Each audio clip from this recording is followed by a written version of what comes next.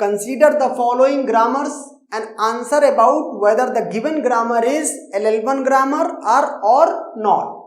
So 15th question, अगर इस grammar को आप देखें 15th क्वेश्चन की, तो इसमें जो नॉन टर्मिनल्स हैं capital S, capital A and capital B, the terminals are small A and small B, okay, and epsilon is also present. इस मीन्स क्वेश्चन में एक बहुत ही अच्छा कॉन्सेप्ट है जिसको मैं ऑलरेडी बता चुका हूं, लेकिन यहां पर उसको हम रिकॉल करेंगे.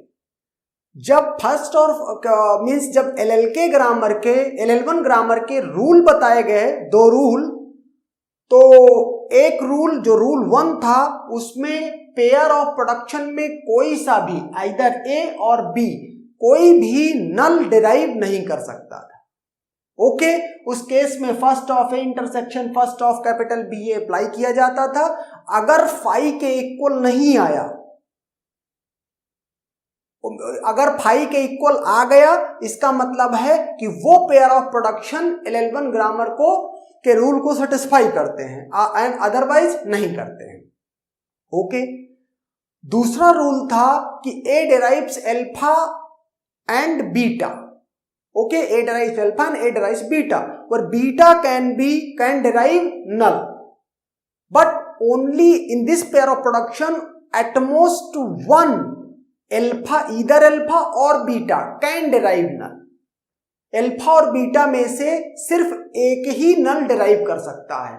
ओके, मींस अगर प्रोडक्शन इस तरह से लिखा हुआ है अल्फा एंड बीटा, तो इसमें था चाहे अल्फा नल डिराइव कर दे और चाहे बीटा कर दे, लेकिन at most one.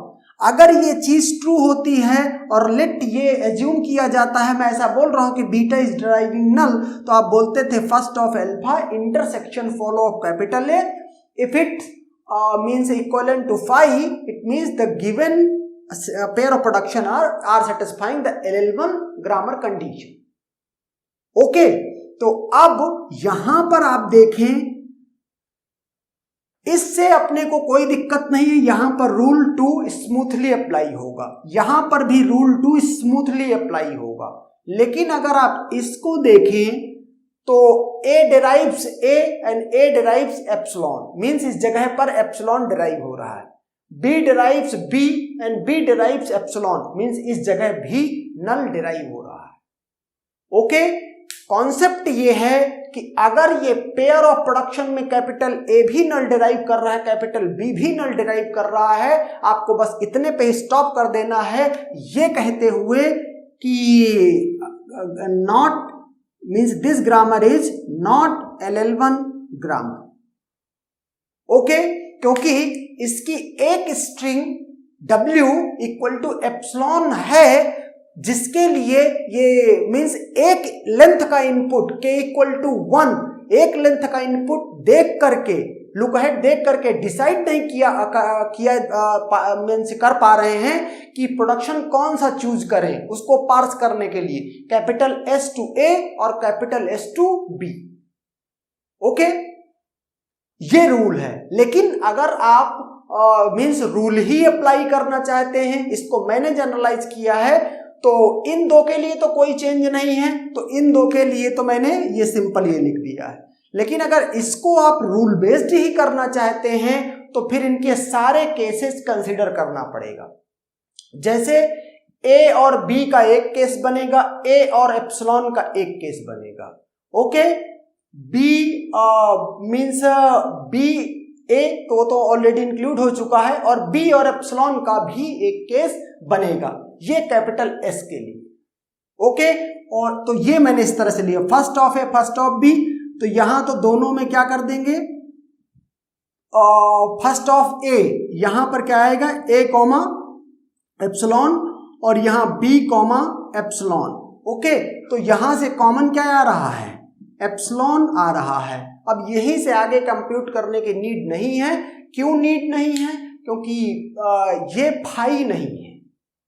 Okay, epsilon phi नहीं है, एप्सिलॉन एक वैलिड स्ट्रिंग है.